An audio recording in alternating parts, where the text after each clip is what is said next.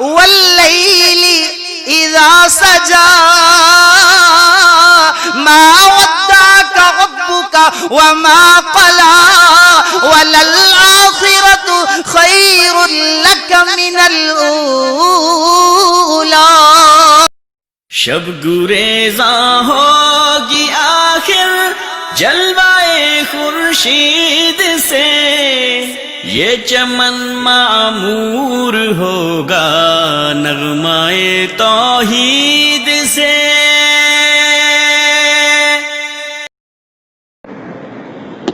اللہ کے فضل، اس کی رحمت اور اس کی توفیق سے آج 24ویں پارے کے ساتھ ہمارا قیام مکمل ہوا. اللہ تعالی ہم سب کی طرف سے قبول فرمائے. 24ویں پارے کی ابتدا میں سورہ زمر جاری ہے،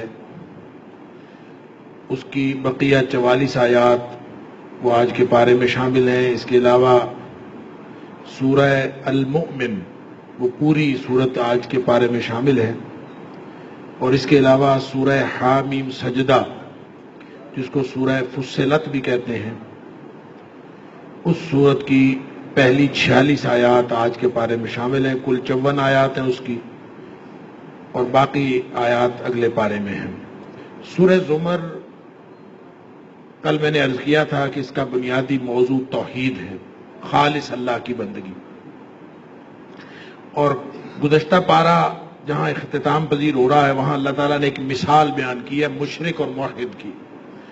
عام لوگوں کو سمجھانے کے لیے بڑی ہی عام فہم مثال ہے کہ اللہ تعالیٰ فرماتا ہے کہ یہ بتاؤ کہ ایک آدمی غلام ہو ایک آدمی کا، اور دوسرا آدمی غلام ہو کئی لوگوں کا، اور وہ جو کئی لوگ ہیں وہ آپس میں لڑتے بھی ہوں، آپس میں دشمن بھی ہو ایک دوسرے کے، اور وہ ایک آدمی 2 لوگوں کا یا 2 سے زیادہ لوگوں کا غلام ہو اور وہ دونوں آپس میں لڑتے بھی ہوں، تو وہ آدمی اس کی کیا صورتحال بنے گی جو کئی لوگوں کا غلام ہے اور وہ آدمی جو ایک بندے کا غلام ہے؟ کیا یہ دونوں برابر ہو سکتے ہیں؟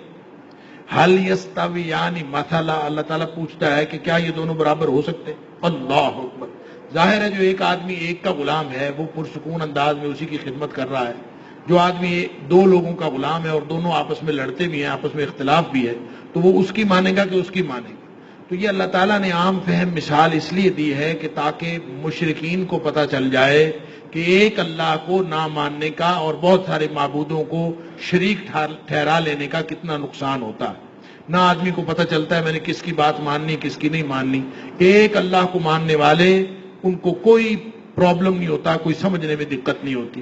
تو جیسے اللہ نے فرمایا کہ کیا یہ دونوں برابر ہو سکتے ہیں، اسی طرح اس پارے کی ابتدا میں اللہ تعالیٰ نے فرمایا کہ کیا گمراہ اور ہدایت یافتہ برابر ہو سکتے ہیں. اسی طرح تکذیب کرنے والا جھوٹا اور سچا برابر ہو سکتے ہیں. جھٹلانے والا اور تصدیق کرنے والا کیا وہ برابر ہو سکتے ہیں؟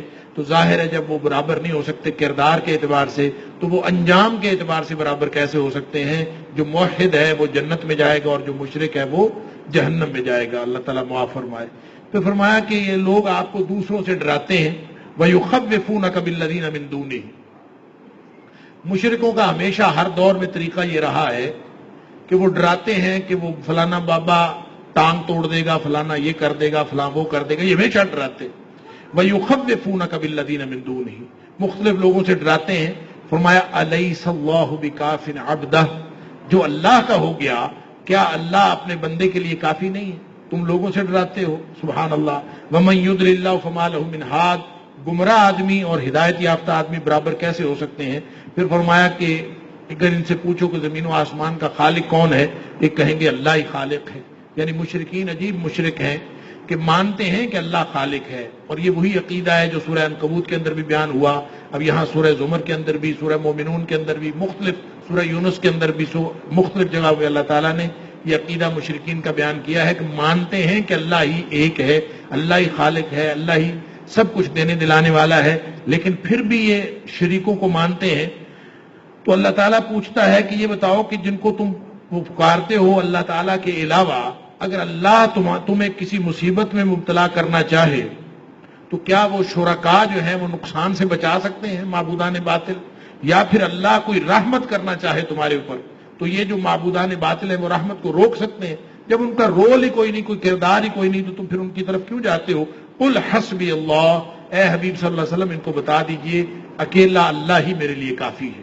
وعلیہ یتوکل المتوکلون، بھروسہ کرنے والے اسی پر بھروسہ کرتے ہیں۔ فرمایا تم کسی کے ساتھ خام خواہ اڑی لگانے کی ضرورت نہیں، مشرک نہیں بات مانتا تو نہ مانے۔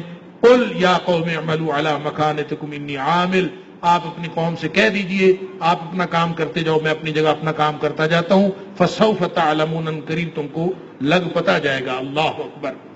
پھر اللہ تعالیٰ نے موت کی حقیقت بیان کی ہے اور جو قرآنی دعوت پر مشرکین کے رویے ہیں ان کا ذکر کیا ہے۔ دیکھیں موت دو طرح کی ہے۔ اللہ تعالیٰ فرماتا ہے ایک موت وہ ہے کہ جب روز تمہیں موت آتی ہے، تمہیں موت کا سامنا کرنا پڑتا ہے، جب تم بستر میں لیٹتے ہو تو اصل میں یہ بھی موت۔ اللہ تعالیٰ روح قبض کر لیتا ہے جب آدمی سوتا ہے، تو وہ بھی اللہ تعالیٰ نے روح قبض کی ہوتی ہے، اور جو آدمی مرتا ہے تو اس کی بھی روح اللہ تعالیٰ قبض کرتا ہے۔ فرق صرف اتنا ہے کہ اللہ یتوفی الانفس حین موتها والتی لم تمت فی منامها، سونے والے کی بھی روح اللہ قبض کرتا ہے اور مرنے والے کی بھی روح اللہ تعالیٰ قبض کرتا ہے۔ فرق یہ ہے کہ جو سونے والا ہے اس کی روح اللہ تعالیٰ واپس کر دیتا ہے، اور جو مرنے والا ہے اس کی روح واپس نہیں کرتا ہے۔ تو فیمسک التی قضا علیہ الموت، جس کا موت کا فیصلہ ہو جاتا ہے اس کی وہ روح واپس نہیں کرتا، اور ویرسل الاخری الی اجل مسمی، دوسرا جو ہے جس کا ابھی موت کا فیصلہ نہیں ہوا اس کی روح صبح واپس آ جاتی ہے۔ اللہ اکبر۔ گویا جب ہم رات کو سوتے ہیں تو یہ اصل میں موت ہی ہے، اللہ تعالیٰ روح قبض کر رہا ہوتا ہے۔ اسی لیے نبی پاک صلی اللہ علیہ وسلم نے دعا سکھائی، بسمک ربی وضعت جنبی وبک ارفعہ ان امسکت نفسی فارحمها وان ارسلتها فاحفظها بما تحفظ به عبادك الصالحین۔ اللہ میں تیرے سپرد اپنی جان کو کر رہا ہوں، اگر تو اس کو روک لے یعنی میری موت آ جائے تو اس پر رحم کرنا، اور اگر تو واپس لوٹائے اس کو تو پھر اس کی اس طرح حفاظت کرنا جیسے تو اپنے نیک بندوں کی حفاظت کرتا ہے۔ نبی پاک صلی اللہ علیہ وسلم نے روزانہ سوتے وقت یہ دعا پڑھنے کے لیے سکھائی۔ پھر اللہ تعالیٰ کے جو سفارشی لوگوں نے بنا رکھے ہیں اس کا ذکر ہے، اور غیر اللہ کے نام پر جو عجیب مشرکوں کی طبیعت ان کا مزاج ہوتا ہے۔ اللہ تعالیٰ فرماتا ہے کہ ایک اللہ کے نام پر کڑتے، وَإِذَا ذُكِرَ اللَّهُ وَحْدَهُ اشْمَئَزَّتْ قُلُوبُ الَّذِينَ لَا يُؤْمِنُونَ بِالْآخِرَةِ، جب ایک اللہ کا نام لیا جائے کہ باقی کسی کو نہ مانو، باقی معبودان باطل کو چھوڑ دو، صرف اکیلے اللہ کی بندگی کرو، جب ان کو یہ کہا جائے تو ان کے دل تنگ پڑ جاتے ہیں، کڑنے لگتے ہیں، پتہ نہیں کیا مسئلہ ہے۔ وَإِذَا ذُكِرَ الَّذِينَ مِن دُونِهِ، جب دو چار ساتھ بابوں کے نام بھی لے لو کہ چلے اس کی بھی کر لو، اس کی بھی کر لو، فلاں بت کی کر لو، فلاں مورتی کی کر لو، اِذَا هُمْ يَسْتَبْشِرُونَ، پھر بڑے خوش ہو جاتے ہیں کہ چلے ٹھیک ہے کام بن گیا۔ یہ عجیب مشرک کی مت ماری ہوتی ہے، اللہ تعالیٰ معاف فرمائے۔ پھر فرمایا کہ انسان کی فطرت ہی ایسی ہے، جب اس کو مصیبتیں پڑتی ہیں تو اللہ کو پکارتا ہے، اور نعمت کے وقت یہ ناشکری کرتا ہے جب اللہ تعالیٰ اس کو نعمتیں دیتا۔ آیت نمبر 53، قل یا عبادی الذین اسرفوا علی انفسہم، سبحان اللہ، یعنی یہ مشرک بھی اس میں آ گئے، نافرمان بھی آ گئے، فاسق و فاجر بھی آ گئے، سب اس میں آ گئے۔ اے حبیب صلی اللہ علیہ وسلم میرے بندوں سے کہہ دیجئے، الذین اسرفوا علی انفسہم، جنہوں نے اپنی جانوں پر ظلم کیا ہے، اپنی جانوں پر زیادتی کر بیٹھے ہیں، ان کو کہہ دیجئے۔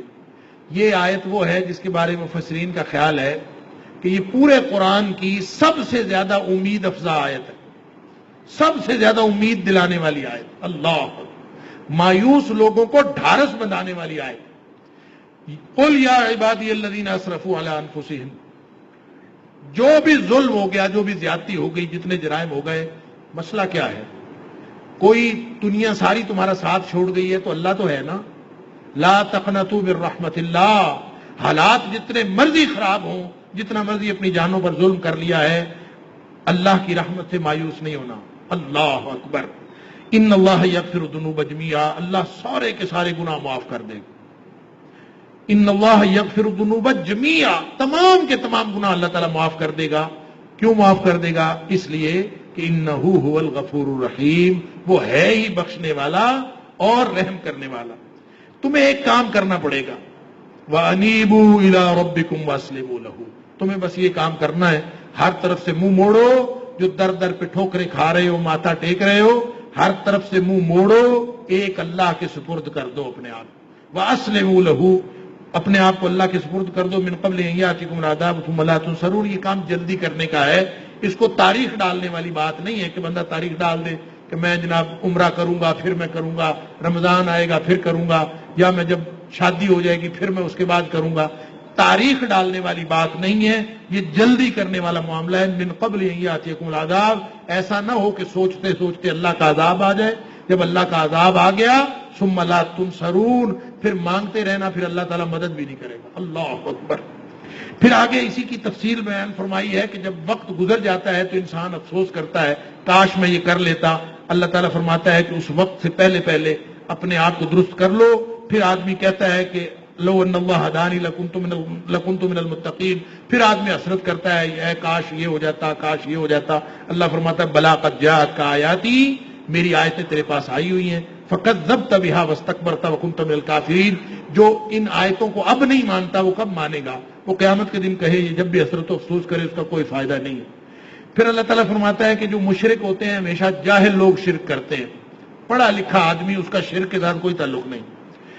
قل افغیر اللہ تأمرونی اعبد ایھا الجاہلون، جاہلو تم مجھے بھی چاہتے ہو کہ میں شرک کروں، اللہ کو چھوڑ کر کسی اور کو مانوں؟ اس کا مطلب یہ ہے کہ جو آدمی پڑھا لکھا ہے، جو شعور والا ہے، کبھی بھی انسانی شعور والا سلیم الفطرت آدمی مشرک نہیں ہو سکتا. مشرک ہمیشہ وہ ہوتا ہے جس کی فطرت ڈیمیج ہو جاتی، کیونکہ اللہ نے انسان کی فطرت کے اندر توحید رکھی. جس کی فطرت سالم ہے، صحیح ہے، وہ کبھی توحید سے ادھر ادھر نہیں ہوتا. اور جس کی فطرت بگڑ جاتی ہے اور وہ جہالت کی بنیاد پر شرک کرتا ہے. اللہ اکبر. فرمایا اے حبیب صلی اللہ علیہ وسلم، یہ شرک اتنی بری بیماری ہے کہ اگر آپ سے بھی اس کا ارتکاب ہو جائے نا، لئن اشرکتا، آپ سے اگر شرک کا ارتکاب ہو جائے، لَيَحْبَطَنَّ عَمَلُكَ، آپ کے بھی سارے اعمال ضائع ہو جائیں. اللہ اکبر. وَلَتَكُونَنَّ مِنَ الْخَاسِرِينَ، اور آپ بھی خسارہ پانے والوں میں سے ہو جائیں. اللہ تعالیٰ معاف فرمائے. اے حبیب صلی اللہ علیہ وسلم، آپ اللہ کی بندگی کرتے رہیے، اللہ کا شکر کیجیے. بَلِلَّهَ فَاعْبُدْ وَكُن مِنَ الشَّاكِرِينَ، اللہ کی بندگی کرے اور شکر کرے. اللہ تعالیٰ نے در در کی ٹھوکروں سے بچایا ہے. ایک اللہ کی بندگی کرنے والے ہیں. توحید والوں کو تو ہر وقت اللہ کا شکر کرتے رہنا چاہیے کہ اللہ تعالیٰ نے کتنی مصیبتوں سے بچایا ہوا ہے. اللہ اکبر. وما قدر اللہ حق قدرہ، دنیا والوں کو پتہ ہی نہیں اللہ کی قدر کیا ہے، اللہ کی قدر ہی نہیں جانتے، وہ ادھر ادھر منہ مارتے رہتے ہیں. پھر آگے قیامت کا منظر نامہ ہے اور کفار اور متقین کا مختلف انجام بتایا. اللہ اکبر. فرمایا کہ گروہ کے گروہ جو ہیں وہ جہنم کی طرف ہانک کر لے جائے جائیں گے. اللہ اکبر. اور جب وہ جہنم کے دروازے پر پہنچیں گے، اذا جاؤها فتحت ابوابها، وہ ان کے پہنچنے کے بعد دروازے کھولے جائیں گے. جہنم کے دروازے بند ہوں گے اور کتنی دیر بعد کھولے جائیں گے اللہ جانتا ہے، کتنا عرصہ وہ وہاں پہ انتظار کرتے رہیں گے. ایسا نہیں ہے کہ وہ جہنم کے دروازوں پر پہنچیں گے دروازے کھول دیے، ایسا نہیں ہوگا. بلکہ مفسرین نے لکھا ہے کہ کئی صدیاں بیت جائیں گی یہ دروازے کے سامنے انتظار میں کھڑے رہیں گے کہ دروازہ کب کھلے. یہ عذاب کے علاوہ جو جہنم کا عذاب ہونا ہے اس کے علاوہ یہ عذاب ہوگا کہ وہاں پہ کھڑے رہیں گے. اسی دوران وہاں کے فرشتے کہیں گے قال لهم خزنۃ الم یاتکم رسل، تمہارے پاس رسول نہیں آئے تھے، کسی نے ڈرایا نہیں تمہیں؟ جیسے سورہ ملک میں فرمایا الم یاتکم نذیر، تمہارے پاس کوئی ڈرانے والا نہیں آیا. اللہ اکبر. کہیں گے آئے تو تھے، بلا ولکن حقت کلمۃ العذاب علی الکافرین، ڈرانے والے بڑے آئے تھے لیکن ہم سے بات بنی نہیں، ہمارے اوپر اللہ کی بات حق ثابت ہوئی. مومنین کا جو اعزاز ہے، سبحان اللہ، وسیق الذین اتقوا ربهم الى الجنۃ زمرا، لائن لگی ہوگی، وہ بھی گروہ کے گروہ جنت کی طرف لے جائے جائیں گے. لیکن یہ کیسے ہو سکتا ہے کہ جہنمی جو ہیں وہ جہنم کی طرف جو جا رہے ہیں اور جنتی جنت کی طرف جا رہے ہیں، دونوں کا منظر ایک جیسا تو نہیں ہو سکتا. جو جہنمی جہنم کی طرف جائیں گے اس کے بارے میں تو قرآن کہتا ہے کہ اس کے ساتھ ایک کوڑے مارنے والا ہوگا، ایک اس کا حساب کتاب اٹھایا ہوا ہوگا اور پیچھے سے اس کو مار پڑ رہی ہوگی اور وہ مار کھاتا ہوا جہنم کی طرف جا رہا ہوگا. اللہ تعالیٰ معاف فرمائے. اور جنتی جو جنت کی طرف جا رہے ہیں وہ تو پورے اعزاز کے ساتھ جا رہے ہوں گے. اور یہ کیسے ہو سکتا ہے کہ جنتیوں کو پیدل لے جایا جائے؟ اللہ تعالیٰ نے کوئی انتظام کیا ہوگا ان کے جانے کا. اللہ اکبر. میرے ذہن میں بات آتی ہے کہ جتنی بڑی بڑی جگہ ہوتی ہیں نا، یہ ایئرپورٹس، خاص طور پہ جو بڑے بڑے ایئرپورٹس نئے بنے ہوئے ہیں، وہاں پہ بیلٹ چلتی ہے، لوگوں کو خود پیدل نہیں چلنا پڑتا. آپ اس بیلٹ کے اوپر کھڑے ہو جائیں تو وہ خود ہی بیلٹ آپ کو وہاں پہنچا دیتے. یہ دنیا والوں کا کیا ہوا وی آئی پیز کا انتظام ہے. جو اللہ کے وی آئی پی ہیں، اللہ تعالیٰ جنت میں کیسا انتظام کرے گا ان کے لیے. اللہ اکبر. فرمایا گروہ کے گروہ لے جائے جائیں گے. حتی اذا جاؤها وفتحت ابوابها، جب وہ جنت کے دروازے پر پہنچیں گے تو اتنی زحمت بھی ان کو نہیں کرنی پڑے گی کہ دروازہ کھولنے میں جتنا ٹائم لگتا ہے اتنا ٹائم بھی نہیں لگے گا. وفتحت ابوابها، دروازے پہلے سے کھول کے رکھے جائیں گے کہ جنتیوں کو کسی طرح کی کوئی دقت نہ ہو. اللہ اکبر.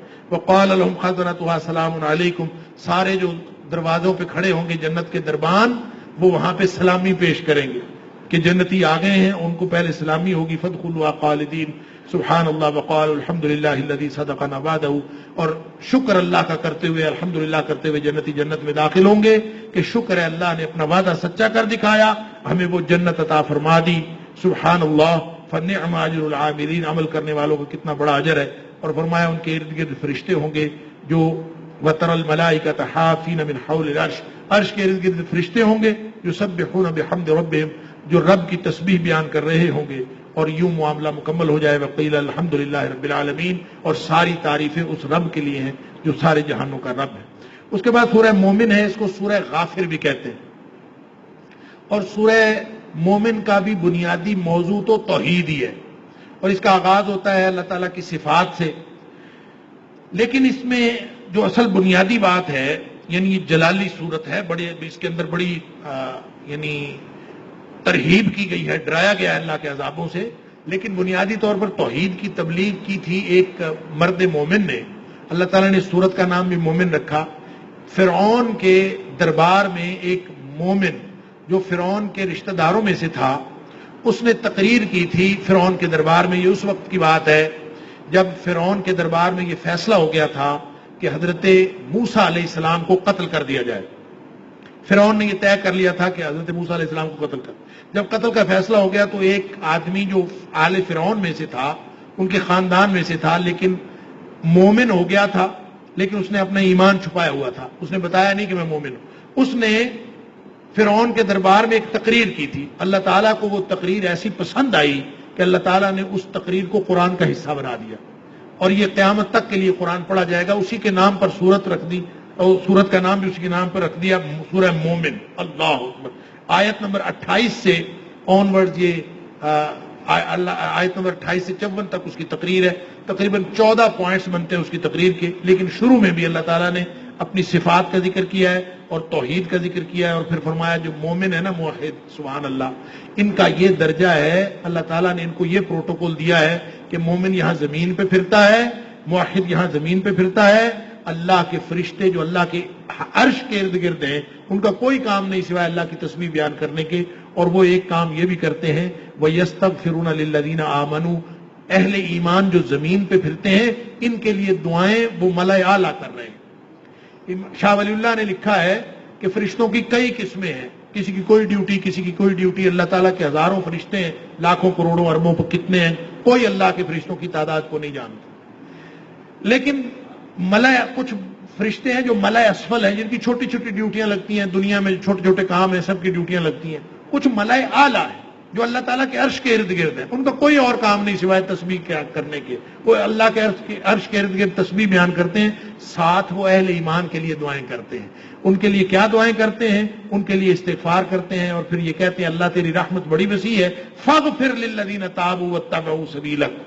ہر مومن کے لیے دعا نہیں ہوتی، اس کے لیے دعا ہوتی ہے فاغفر للذین تابوا واتبعوا سبیلک. اے اللہ، ہر اس مومن کو تو بخش دے جو ہر طرف سے منہ موڑ کے تیرے دربار پہ آ گیا، واتبعوا سبیلک، اور تیرے رستے کو اس نے اختیار کیا ہے. جو تیرے دین کے رستے کو اختیار کرتا ہے تو اللہ اس کے سارے گناہ معاف کر دے. پھر فرمایا کہ وہ یہ بھی دعا کرتے ہیں کہ اللہ ان مومنوں کو جنتوں میں داخل کر دے، اور ان اکیلوں کا نہ داخل کرنا، ان کے جو بیوی بچوں میں سے بھی جو نیک ہیں ان کو بھی ان کے ساتھ جنت میں داخل کرنا. یہ بیچارے وہاں پہ اداس ہو جائیں گے اپنے بیوی بچوں سے. اللہ اکبر. ربنا وادخلهم جنات عدن التي وعدتهم ومن صلح من آبائهم وازواجهم وذرياتهم. اللہ ان کے والدین، ان کی بیویاں اور ان کے بچے، ان کو بھی جنت میں داخل کر دینا. اللہ تعالی ہم سب کو جنت الفردوس کے اندر اکٹھا فرمائے. اللہ اکبر. اس کے بعد اللہ تعالیٰ نے جنتیوں کا ذکر کر کے پھر جہنمیوں کا ذکر فرمایا ہے، اور فرمایا قیامت کے دن اللہ تعالیٰ نے ایک اعلان کرنا ہے، لمن الملک اليوم. بتاؤ آج کس کے پاس اختیار ہے؟ کوئی بھی نہیں بولے گا. اصل میں اختیار تو یہاں بھی اللہ کا ہی ہے. یہ ہم پڑھتے ہیں مالک یوم الدین کہ اللہ تعالیٰ قیامت کے دن کا مالک ہے. آج کون مالک ہے؟ آج بھی تو اللہ ہی مالک ہے. تو یہ خاص طور پر مالک یوم الدین کیوں کہا؟ اور یہاں بھی یہ لمن الملک اليوم، قیامت والے دن اللہ کہے گا آج کون ہے جس کے پاس بادشاہت، کس کے پاس اختیار ہے؟ تو اصل بات یہ ہے کہ اختیار آج بھی اللہ ہی کا ہے، فرق صرف اتنا ہے کہ اللہ نے تھوڑا تھوڑا اختیار ہم سب کو دے رکھا ہے۔ یہ جو تھوڑا تھوڑا اختیار ہم سب کو دیا ہے، اختیار دیا ہے امتحان کے لیے۔ ہمارا دماغ خراب ہو گیا ہے، ہم سمجھتے ہیں ہم بڑے با اختیار ہیں، میرے گلے سے آواز نکلتی ہے، میرے پاؤں میں طاقت ہے، میرے پاؤں زمین پہ لگتے ہیں، میرے ہاتھ میں طاقت ہے، بندہ سمجھتا ہے میں پتہ نہیں کیا بلاؤں۔ اللہ تعالیٰ بار بار فرماتا ہے حقیر قطرہ آب سے پیدا ہونے والا، اس کی اوقات کیا ہے؟ فَإِذَا هُوَ خَصِيمٌ مُبِينٌ، یہ بڑی بڑی باتیں کرتا ہے کہ یہ گلے سے آواز نکلتی ہے تو یہ بڑی بڑی باتیں کرنا شروع کر دیتا ہے، اس کی اپنی اوقات کیا ہے؟ اللہ اکبر۔ تو اللہ تعالیٰ نے یہ جو تھوڑا بہت اختیار دنیا میں دیا ہے، جس سے انسان دھوکے میں مبتلا ہو جاتا ہے کہ یہ شاید میں بڑا با اختیار ہوں، حالانکہ انسان کے پلے کچھ بھی نہیں ہے۔ قیامت والے دن اللہ تعالیٰ یہ اختیار بھی چھین لے گا، یہ جو دنیا میں دیا ہوا ہے یہ اختیار بھی اللہ تعالیٰ چھین لے گا، اور کسی کے پاس اتنا اختیار بھی باقی نہیں رہے گا جو دنیا میں۔ اللہ، پھر اللہ تعالیٰ فرمائے گا لمن الملک اليوم، بتاؤ آج کس کے پاس اختیار ہے؟ کون بولے گا؟ کسی کی جرت ہوگی؟ پھر خود ہی فرمائے گا للہ الواحد القہار، اکیلے اللہ زبردست کا اختیار ہے اور کسی کا کوئی اختیار نہیں۔ اللہ، پھر اللہ تعالیٰ فرماتا ہے اس قیامت سے ڈر جاؤ، کتنی قومیں، کتنی امتیں تم سے زیادہ قوت والی، تم سے زیادہ طاقت والی، تم سے زیادہ اختیار والی دنیا سے ملی امیٹ کر دی گئی، تم کس بات کی ملی ہو؟ کیسے سمجھتے ہو کہ تم بچ جاؤ گے؟ اور کفار کا انجام فرعون، حامان، قارون اور تاریخ کے جتنے بڑے بڑے سرکش ہیں ان کا ذکر اللہ تعالیٰ نے فرمایا کہ انہی کے ساتھ ان کا انجام ہوگا۔ فرعون کہتا ہے اپنے درباریوں سے کہ ذرونی اقتل موسیٰ ولیدعو ربہ، تم مجھے نا ایسا کرو، درباریوں سے کہہ رہا ہے کہ درباریوں ایسا کرو، مجھے اجازت دو، میں موسیٰ کو قتل کر دیتا ہوں، اور وہ بلا لے اپنے رب کو اگر وہ اپنی مدد کے لیے بلانا چاہتا ہے۔ اللہ اکبر۔ انی اخاف ان یبدل دینکم او ان یظہر فی الارض الفساد۔ دو دلیلیں دیتا ہے، کہتا ہے کہ اصل مسئلہ یہ ہے کہ مجھے لگتا ہے اس کو اگر چھوڑ دیا نا زندہ تو یہ دو خطرے ہیں اس سے۔ ایک خطرہ تو یہ ہے کہ تم سب کا دین بدل ڈالے گا، اور دوسرا خطرہ یہ ہے کہ یہ زمین میں فساد پھیلائے گا۔ اب آپ یہ دیکھیں، یہ دونوں خطرے کوئی نہیں تھے۔ خطرہ فرعون کو اپنی بادشاہت کا تھا، خطرہ اپنا تھا، اور وہ لوگوں کو، درباریوں کو کہہ رہا ہے، جیسے آج کل کہتے ہیں نا لوگ کہ وسیع تر قومی مفاد میں مجھے حکمران ہونا چاہیے، بالکل یہی فرعون نے کہا۔ کہ اب دوسری بات یہ ہے کہ اگر قتل کرنا ہے بدبخت نے تو قتل کرنا ہے تو کر لو، اپنے آپ کو انا ربکم الاعلی کہنے والا کیوں نہیں قتل کر دیتا؟ موسیٰ علیہ السلام کو قتل کرنا چاہتا تو کر لے، درباریوں سے اجازت لینی ہے اس نے۔ کہتا ہے ضرور نہیں۔ اصل بات کیا ہے؟ خود ڈرتا تھا حضرت موسیٰ علیہ السلام کو قتل کرنے سے، اس کو پتا تھا کہ اس نے عصا پھینکا، وہ سانپ بن گیا، وہ مجھے کھا گیا تو کیا بنے گا اس کو، تو یعنی موسیٰ علیہ السلام سے خود ڈرتا تھا، صرف درباریوں سے سہارا لے رہا ہے کہ درباریوں بتاؤ ہم قتل نہ کر دیں اس کو، اور درباری سارے جیسے کرتے ہوتے ہیں وہ ایسے ہی۔ لیکن جو ہی موسیٰ علیہ السلام کو پتا چلا قال موسیٰ انی عذت بربی وربکم من کل متکبر لا یؤمن بیوم الحساب، موسیٰ علیہ السلام نے فوراً اللہ سے پناہ مانگی کہ موسیٰ علیہ السلام اکیلے تھوڑی تھے، موسیٰ علیہ السلام کے ساتھ ان کا اللہ تھا، لہذا فرمایا اللہ میں تیری پناہ میں آتا ہوں۔ ادھر یہ فیصلہ ہوا، وہ اپنا فیصلہ کر رہا ہے۔ وقال الرجل مؤمن من آل فرعون یکتم ایمانہ، اللہ تعالیٰ فرماتا ہے ایک مومن آدمی جو فرعون کے دربار میں تھا، وہ آل فرعون میں سے، اپنا ایمان اس نے چھپایا ہوا تھا، اس نے کہا اتقتلون رجلا ان یقول ربی اللہ، تم ایک ایسے آدمی کو قتل کرتے ہو، اس کا قصور کیا ہے؟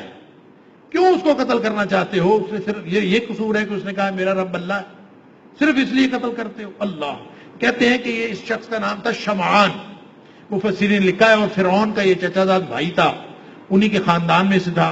اللہ تعالیٰ نے اس کو ایمان کی دولت عطا فرمائی تھی، لیکن اس نے بھی چھپایا ہوا تھا، اور یوں اس نے پوری تقریر کر ڈالی۔ 14 پوائنٹس اس کے بن سکتے ہیں۔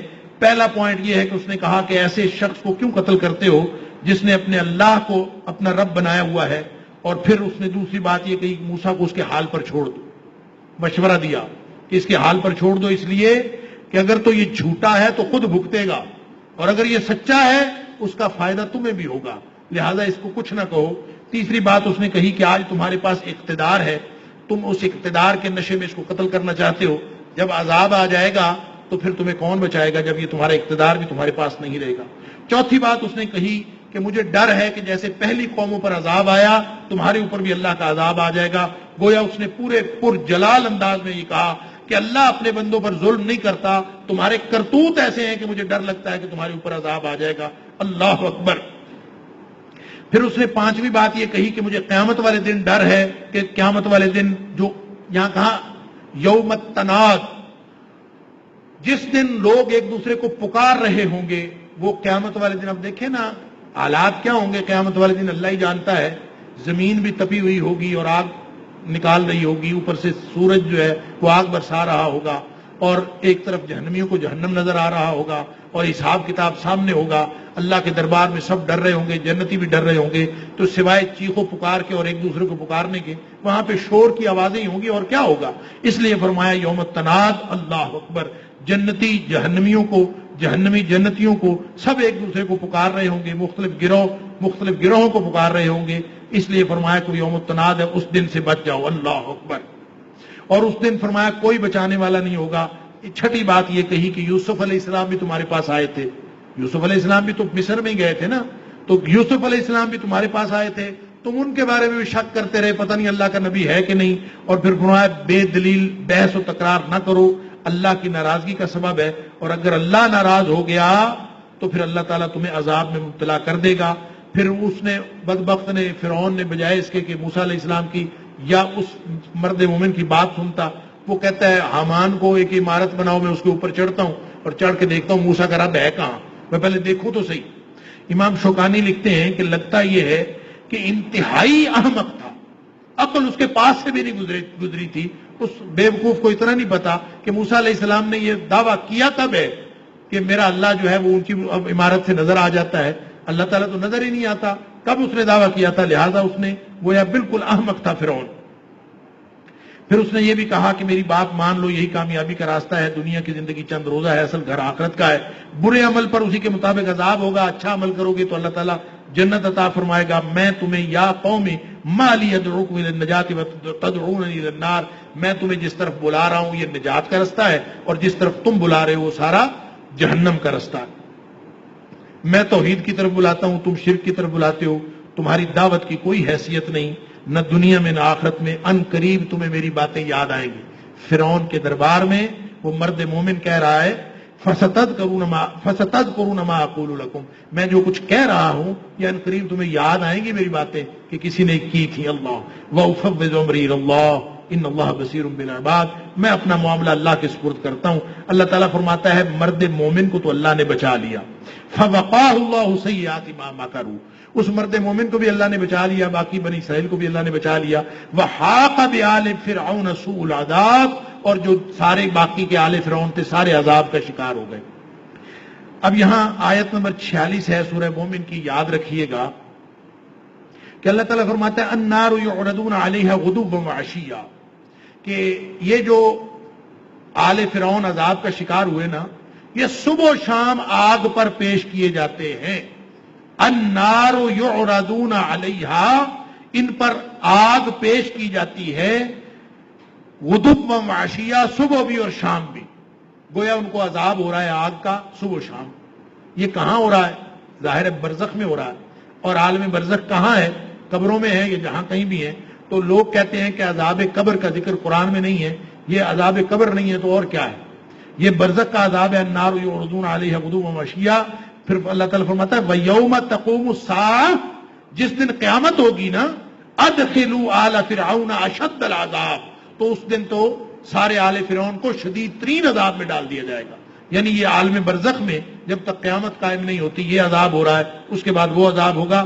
تو یہ عالم برزخ میں عذاب کا ثبوت قرآن پاک کے اندر اور جگہوں پہ بھی ہے، یہاں بھی یہ ثبوت موجود ہے کہ صبح و شام ان کو عذاب ہو رہا ہے۔ پھر جہنمیوں کی آہ و بکا کا ذکر ہے، اللہ اکبر۔ پہلے اپنے بڑوں کو پکاریں گے جن کے پیچھے لگ کے وہ شرک کرتے رہے، ان کو کہیں گے کہ ہمارے بڑے ہو تم، دنیا میں بھی ہم تمہارے پیچھے چلتے رہے، تھوڑا سا ہمارے ساتھ یہ فیور کرو، ایک دن کا عذاب ہی ہلکا کر لو، کچھ عذاب ہمارے ساتھ تقسیم کر لو تھوڑا سا عذاب تم لے لو. اللہ اکبر. انتم مغنون عنا نصیبا من النار, تھوڑا سا آگ کا حصہ تم لے لو تاکہ ہمارے عذاب میں تھوڑی سی تخفیف ہو جائے, ہمارا عذاب ہلکا ہو جائے. قال الذین استکبروا انا کل فیہا, وہ کہیں گے کہ ہم سارے اسی چکر میں پھنسے ہوئے ہیں, ہم تو خود عذاب میں جل رہے ہیں, ہم کیا تمہاری مدد کر سکتے ہیں. اللہ اکبر.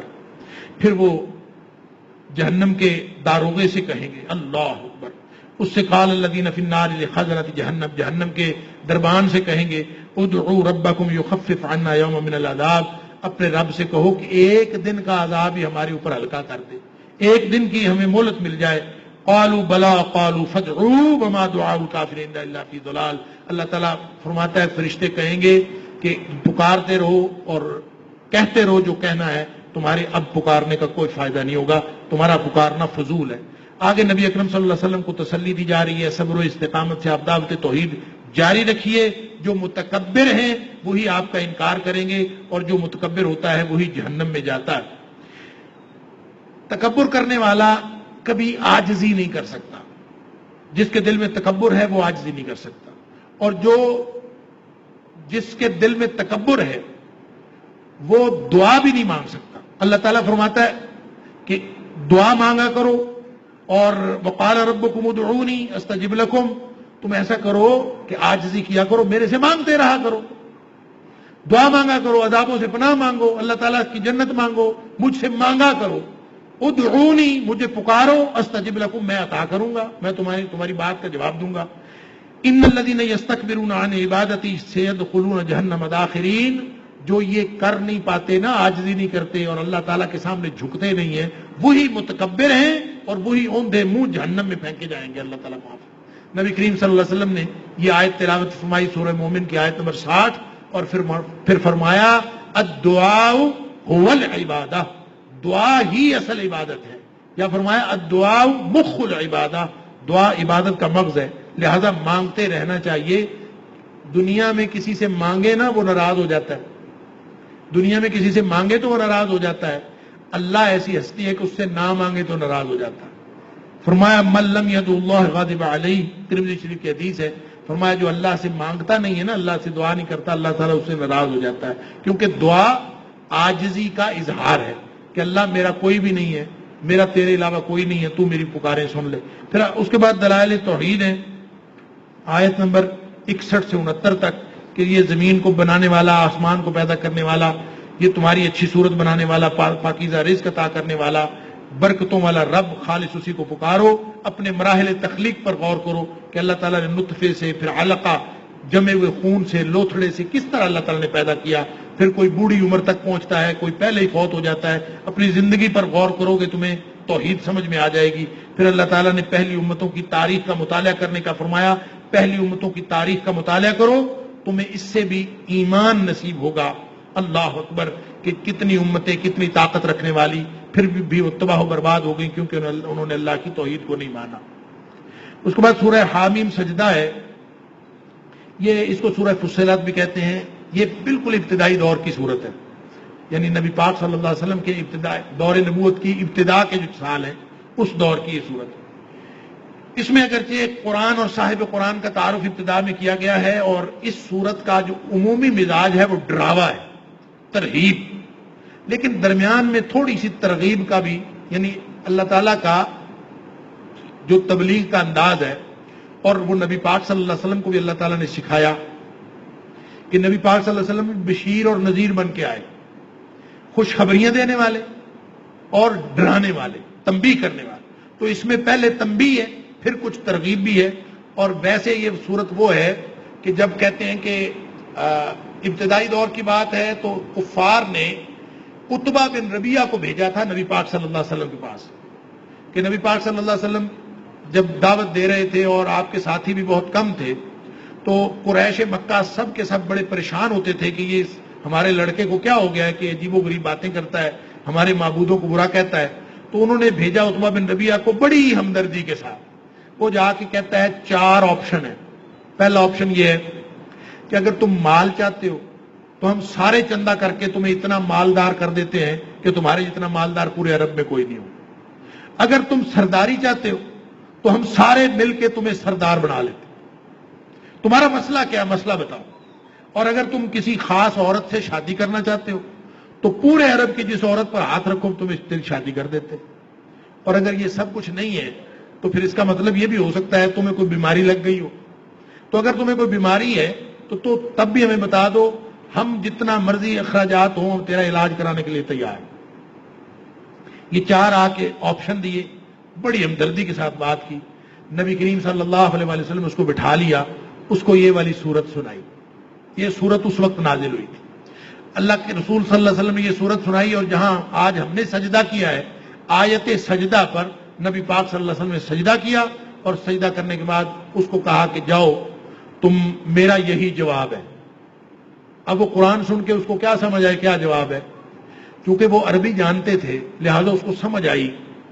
کہتے ہیں کہ جس وقت نبی پاک صلی اللہ علیہ وسلم آیت نمبر 13 پہ پہنچے نا کہ فَإِنْ أَعْرَضُوا فَقُلْ أَنذَرْتُكُمْ صَاعِقَةً مِثْلَ صَاعِقَةِ عَادٍ وَثَمُودَ، کہ دیکھو اگر تم نہیں مانتے، فَإِنْ أَعْرَضُوا، اگر لوگ نہیں مانتے، فَقُلْ، تو آپ ان کو کہہ دیجئے میں تمہیں ڈراتا ہوں اس چنگھاڑ سے جس طرح کی چنگھاڑ، جس طرح کی کڑک عاد اور سمود کو پڑی اور وہ تباہ و برباد ہو گئے، اسی طرح کی چنگھاڑ تمہارے اوپر بھی پڑنے والی. بس جب یہ آیت پڑھی تو کہتے ہیں کہ عتبہ جو ان کے وفد بن کے آیا ہوا تھا، ان کی طرف سے ڈیلیگیشن بن کے آیا تھا، اس نے نبی پاک صلی اللہ علیہ وسلم کے منہ پہ ہاتھ رکھ دیا. اس کو یہ یقین تھا کہ نبی پاک صلی اللہ علیہ وسلم کی زبان سے نکلی ہوئی بات پوری ہو جائے، لہذا اس نے ہاتھ رکھ دیا اور قرابت داری کا واسطہ دیا کہ ہم سارے تیرے رشتہ دار ہیں. اس طرح نہ کہہ کہ تو جو کہہ رہا ہے کہ اگر ہم نہیں مانتے تو ہمارے اوپر عذاب آ جائے گا. اس کو یہ یقین تھا. جب یہ اٹھ کے گیا نا عتبہ، کہتے ہیں اس کا رنگ بھی بدلا ہوا تھا، اور لوگوں نے پوچھا ہاں میں کیا مسئلہ ہے، تو کہتا ہے اس کو اس کے حال پر چھوڑ دو، اگر یہ کامیاب ہو گیا تو تمہارا فائدہ ہے، یہ ناکام ہوا تو خود ہی ناکام ہو جائے گا. اور کہتا ہے کہ میں جو کلام سن کے آیا ہوں یہ ضرور رنگ لائے گا، اس کو کامیابی ملے گی، اس کو اس کے حال پر چھوڑ دو. تو اللہ تعالیٰ نے بجائے اس کے کہ اس کی آفرز کا کوئی جواب دیا جاتا، اللہ کے رسول صلی اللہ علیہ وسلم نے صرف توحید کا پیغام دیا اور یہ ترہیب کی، ڈراوا دیا، دھمکی دی کہ اگر تم نہیں مانو گے تو تمہارے اوپر ایک عذاب آ جائے گا. تو اس ساری دھمکی کے بعد پھر اللہ تعالیٰ نے ترغیب دی ہے، اللہ اکبر، کہ ان الذين قالوا ربنا الله ثم استقاموا تتنزل عليهم الملائكه الا تخافوا ولا تحزنوا وابشروا بالجنه التي كنتم توعدون. ایک تو یہ ہے کہ جو توحید کو نہیں مانتے، جو بے ایمان لوگ ہیں، ان کے اوپر اللہ کا عذاب نازل ہوگا، یہ ترغیب ہے. دوسری بات یہ ہے جو اللہ کے رسول صلی اللہ علیہ وسلم کا دوسرا پہلو ہے، بشارت، کہ آپ خوشخبری دیتے ہیں انعامات کی، یا خوشخبری دی جا رہی، ترغیب دی جا رہی. جو لوگ کہہ دیتے ہیں کہ ربنا اللہ، ہمارا رب تو صرف اللہ ہے، ثم استقاموا، پھر پوری زندگی اسی کے اوپر ڈٹ جاتے ہیں، تو وہ معمولی لوگ نہیں ہیں. فرمایا ان کو ہر مرحلہ حیات پر ان کے اوپر اللہ فرشتے نازل کرتا ہے، ہر مرحلے پر فرشتے نازل ہوتے ہیں، اور وہ ان کو کہتے ہیں ڈرنے کی کوئی بات نہیں، نہ غم کھانے کی کوئی بات نہیں، نہ کوئی غم کھاؤ، نہ آنے والی کسی سچویشن سے ڈرو، نہ گزری ہوئی کسی سچویشن کا غم کرو. وَأَبْشِرُوا بِالْجَنَّةِ، اور خوش ہو جاؤ، تمہارے لیے اللہ نے جنت بنائی ہے. اور مفسرین نے لکھا ہے کہ جو لوگ اللہ کی توحید پر استقامت اختیار کرتے ہیں، اللہ تعالیٰ ان کو، جو فرشتے ان کے اوپر نازل ہوتے ہیں وہ کسی ایک مرحلے پر نہیں ہوتے، موت کے وقت بھی اس کے اوپر فرشتے نازل ہوتے ہیں، دنیا میں بھی اگر کوئی مشکل صورتحال ہو تو بھی ان کے اوپر فرشتے نازل ہوتے ہیں، اور جب وہ قبر میں جائیں گے تب بھی فرشتے ان کے پاس ہوں گے، اور جب وہ حشر میں جائیں گے تب بھی ان کے ساتھ فرشتے ہوں گے. اللہ تعالیٰ ہر مرحلے کو ان کو فرشتوں کے ذریعے سے مدد کرتا ہے. اللہ اکبر. پھر فرمایا کہ جو لوگوں کو دعوت دینی ہے، دعوت دیتے جاؤ. ومن احسن قولا ممن دعا الی اللہ وعمل صالحا، دعوت الی اللہ کی اہمیت بتائی ہے اور فضیلت بتائی ہے کہ جو آدمی اللہ کی طرف بلانے والا ہو اس سے اچھی بات کس کی ہو سکتی ہے. لیکن اکیلی کھوکھلی تقریریں نہیں، آداب بتائے ہیں کہ اکیلی تقریر کرنے والا نہیں، بلکہ ممن دعا الی اللہ، جو اللہ کی طرف بلا رہا ہو، وعمل صالحا، خود کردار بھی اچھا ہو، پھر وہ لوگوں کو کہہ سکتا ہے اننی من المسلمین. اور پھر فرمایا نیکی اور برائی کبھی برابر نہیں ہو سکتے، ہمیشہ نیکی کے ذریعے لوگوں کو رام کرنے کی کوشش کرو. ادفع باللتی احسن، لوگوں کے ساتھ ہمیشہ اچھی بات کرو. یہ اچھی بات ایسا نسخہ ہے کہ جو تمہارا شدید دشمن ہے وہ بھی تمہارا جگری دوست بن سکتا ہے اگر تم اچھی زبان اور میٹھی زبان استعمال کرتے رہو گے. اللہ اکبر. اور پھر فرمایا برائی کا وسوسہ ہونا، کوئی خیال آئے، شیطان وسوسہ ڈالتا ہے. وَإِمَّا يَنزَغَنَّكَ مِنَ الشَّيْطَانِ نَزْغٌ فَاسْتَعِذْ بِاللَّهِ. دیکھیں بہت سارے لوگ سوال کرتے ہیں کہ نماز میں وسوسے آتے ہیں. آج بھی کوئی بندہ پوچھ رہا تھا کہ نماز میں وسوسے آتے ہیں کیا کریں. یہ اللہ تعالیٰ نے علاج بتایا. وَإِمَّا يَنزَغَنَّكَ مِنَ الشَّيْطَانِ، جب بھی کبھی شیطان تمہارے دل میں وسوسہ پیدا کرے، نزغن، کوئی بھی وسوسہ دل میں پیدا ہوتا ہے، چاہے وہ نماز میں ہو، چاہے وہ روزے میں ہو، چاہے کسی بھی حالت میں ہو، فاستعذ باللہ. نسخہ یہ ہے کہ تمہارے پاس اللہ نے فائر دیا ہوا ہے شیطان کو مارنے کے لیے، اور وہ کیا فائر ہے؟ اعوذ باللہ من الشیطان الرجیم. یہ ایک فائر ہے آپ کے پاس. لہذا جب کبھی وہ دل میں یا کسی طرح بھی وسوسہ ڈالے، اعوذ باللہ من الشیطان الرجیم 3 دفعہ دل کی طرف دتکار دیں، پھر اپنا پڑھنا شروع کر دیں، پھر دوبارہ خیال آئے، پھر اعوذ باللہ من الشیطان الرجیم. چاہے آپ کو 100 دفعہ ایک نماز میں پڑھنا پڑے، کوئی حرج نہیں ہے. اس کو فائر لگیں گے تو دفع ہوگا نا. جب وہ اس کو لگیں گے تو دفع ہو جائے گا. آپ کو زیادہ سے زیادہ فائرنگ کرنی ہے. اور جب اس کو پتا ہوگا کہ یہ بندہ جو ہے نا جب بھی میں جاتا ہوں یہ تو آگے سے فائر کرتا ہے، تو پھر وہ کیوں آئے گا. آپ ایک دفعہ کسی نماز میں آپ کو 100 دفعہ بھی پڑھنا پڑے، پڑھے. اگلی دفعہ انشاءاللہ آپ کو اتنی دفعہ نہیں پڑھنا پڑے گا، کم پڑھنا پڑے گا. پھر آپ کو 5 دفعہ 2 دفعہ، ہو سکتا ہے کہ ایسی نماز بھی اللہ تعالیٰ آپ کو نصیب فرما دے کہ شیطان آپ کے قریب بھی نہ پھٹکے. لیکن جب بھی آئے آپ نے اعوذ پڑھنا، یہی نسخہ ہے، اس کے علاوہ ہمارے پاس کوئی نسخہ نہیں. اللہ. پھر اللہ تعالیٰ نے آخر پہ آج کے پارہ جہاں مکمل ہو رہا ہے، اللہ تعالیٰ نے قرآن کی عظمت بیان کی ہے کہ اس پر کوئی لا یاتیہ الباطل من بین یدیہ ولا من خلفہ، قرآن پر کوئی باطل حملہ نہیں کر سکتا، نہ آگے سے نہ پیچھے سے. لوگوں نے اس کا مطلب یہ لیا ہے کہ حملہ نہیں ہو سکتا، قرآن پر کوئی اعتراض نہیں اٹھا سکتا، قرآن پاک کے اوپر کوئی حملہ کسی قسم کا نہیں ہو سکتا. یہ نہیں مانا. لا یاتیہ الباطل من بین یدیہ ولا من خلفہ کا معنی یہ ہے کہ باطل جو ہے غالب نہیں آ سکتا اس کے اوپر. یعنی قرآن پر اعتراض کرنے والے اعتراض کرتے رہے، نبی پاک صلی اللہ علیہ وسلم کے دور میں بھی اعتراض کرتے رہے، آج تک کفار قرآن کی غلطیاں نکالنے کے لیے اور طرح طرح کے مشن اور قرآن پر غالب آنے کے لیے کام کرتے ہیں. لیکن یہ اللہ کا کلام ہے، یہ کبھی مغلوب نہیں ہو سکتا، اس کے اوپر باطل کبھی بھی غالب نہیں آ سکتا. یہ معنی ہے. حملہ تو کرتے رہیں گے، حملہ آور تو ہوتے ہیں، کفار اس دور میں بھی ہوتے تھے، آج بھی ہوتے ہیں. مطلب صرف اس کا یہ ہے کہ وہ غالب نہیں آ سکتے. اللہ تعالیٰ مجھے اور آپ کو قرآن سمجھنے اور عمل کرنے کی توفیق عطا فرمائے. وآخر دعوانا الحمدللہ رب العالمین.